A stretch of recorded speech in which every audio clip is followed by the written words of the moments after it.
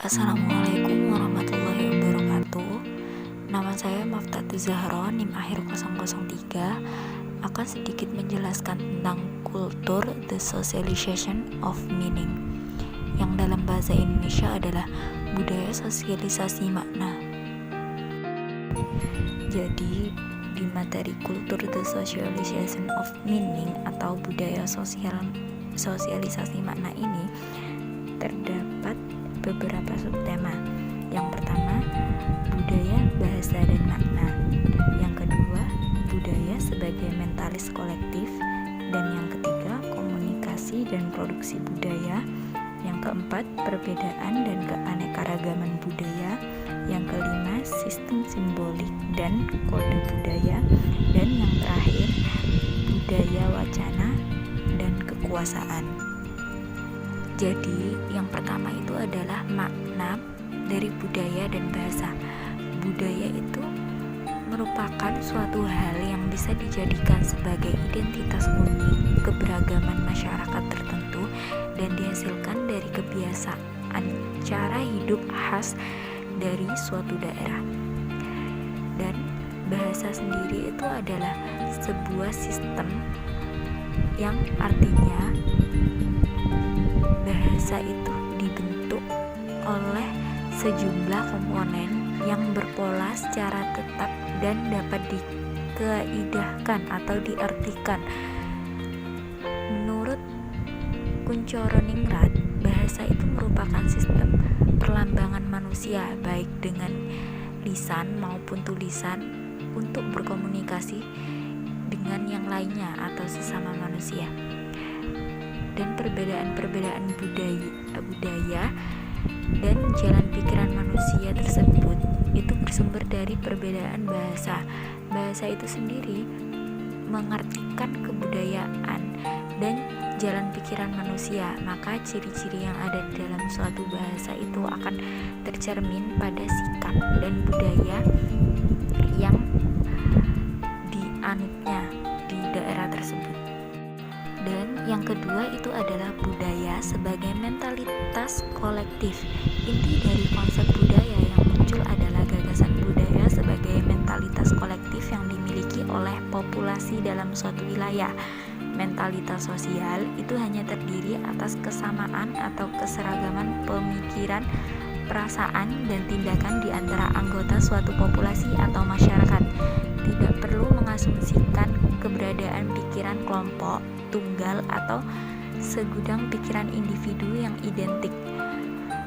Mentalitas sosial dapat dipahami sebagai sistem sirkulasi ide yang membatasi individu melalui tekanan sosial yang dapat diberikan saat mereka bersirkulasi dan melalui rasa kewajiban dan paksaan yang sebagai konsekuensinya pengalaman individu. Individu juga menyimpulkan dan menafsirkan kerangka makna dan kebiasaan komunikasi yang disimpulkan dengan cara yang untuk dalam setiap pikiran individu, tetapi secara kolektif juga terdiri dari sistem komunikasi struktural. Maksudnya terstruktur. Kemudian yang ketiga adalah komunikasi dan reproduksi budaya.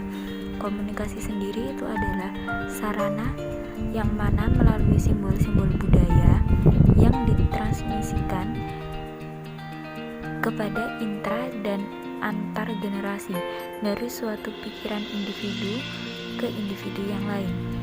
Komunikasi juga dapat diartikan sebagai transmisi makna baik dari mulut ke mulut atau melalui media komunikasi teknis seperti menulis, mencetak, telepon, atau penyairan. Transmisi komunikatif itu adalah makna simbolik dari satu orang ke orang lain. Itu sangat penting untuk pengembangan budaya. Sebuah ide yang dieksplorasi melalui ide imitasi ini adalah kesan mental dari jarak di mana satu otak merefleksikan ide-idenya, keinginan-keinginannya, bahkan cara melepaskan perasaannya. Orang-orang itu juga juga dapat mengambil pesan langsung dari apa yang mereka dengar atau lihat, sehingga dapat menghasilkan salinan langsung.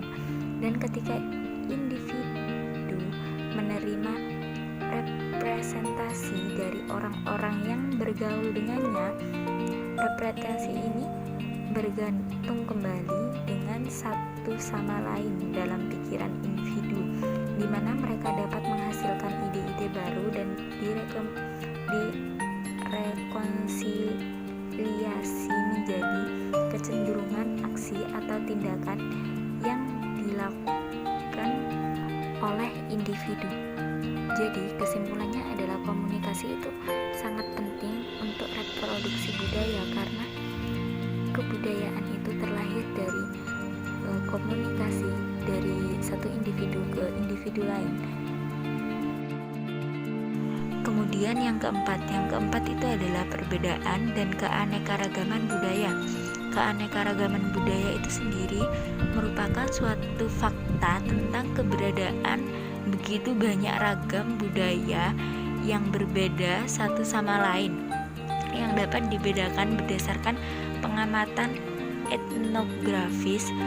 Kesadaran adanya keanekaragaman tersebut itu semakin terasa di masa kini berkat komunikasi global dan meningkatnya kontak antar budaya.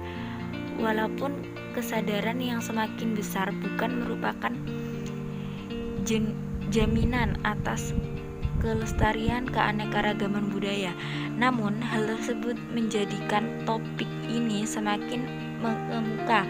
Keanekaragaman budaya itu juga semakin menjadi masalah sosial yang besar terkait dengan semakin tumbuhnya keanekaragaman aturan sosial di dalam dan di antara masyarakat yang berbeda-beda. Selain itu, kita juga dapat melihat di era globalisasi ini bahwa tradisi atau budaya asing itu mulai menjajah budaya asli dari negara kita sendiri. Seperti pada anak-anak muda sekarang ini lebih menyukai budaya asing daripada budaya kita sendiri. Seperti budaya Asia sekarang lebih disukai oleh anak-anak muda. Faktor penyebab keberagaman budaya itu ada 4. Yang pertama, lingkungan fisik daerah. Yang kedua, keyakinan atau agama atau kepercayaan. Yang ketiga, kehidupan sosial budaya. Dan yang terakhir, keempat, itu adalah faktor sejarah. Yang keempat adalah sistem simbolik dan kode budaya. Menurut Kesling, jalan lain dalam membahas suatu kebudayaan adalah dengan cara memandang kebudayaan tersebut sebagai sistem simbolik dan pemaknaan yang dimiliki oleh masyarakat. Kebudayaan tersebut tidak dimiliki oleh individu, namun dimiliki oleh bersama, oleh satu kelompok masyarakat. Simbol itu juga merupakan suara penanda dan petanda berdasarkan kesepakatan bersama. Misalnya, seperti pada masyarakat Indonesia, bendera merah putih itu sebagai penanda memiliki makna yang bisa kita baca, yaitu petanda, yaitu berani dan suci, di mana warna merah itu berarti berani dan putih berarti suci. Sama tersebut dan asumsi kebudayaan sebagai sistem simbolik, yaitu bahwa budaya terdiri atas simbol-simbol yang dimiliki dan telah disepakati bersama oleh anggota suatu masyarakat, tergantung pada persepsi seseorang dan mengartikan makna dari simbol-simbol tersebut. Dan kode budaya sendiri itu seperti bahasa masing-masing daerah yang digunakan setiap hari oleh anggota masyarakatnya. Jadi setiap daerah itu memiliki kebudayaan atau kode budaya masing-masing yang berbeda-beda dari daerah atau tempat lain. Dan yang terakhir itu adalah budaya, wacana, dan kekuasaan. Taylor mendefinisikan budaya sebagai suatu keseluruhan yang kompleks termasuk di dalam pengetahuan, kepercayaan, kesenian, moral, hukum, adat, dan segala kemampuan dalam kebiasaan lain yang diperoleh manusia sebagai seorang anggota masyarakat. Dan wacana itu merupakan salah satu bentuk tindakan, yaitu tindakan komunikasi. Semua bentuk ujaran merupakan bentuk dari tindakan seperti janji, interogasi, nasihat, dan yang lainnya. Dan yang terakhir itu adalah kekuasaan. Kekuasaan itu memiliki sifat yang produktif dengan membentuk budaya dari kekuasaan kolektif yang dapat mengendalikan perilaku individu yang memiliki karakter ideologis sebagai bentuk hubungan kekuasaan yang diskursif. Sekian dari saya. Wassalamualaikum warahmatullahi wabarakatuh.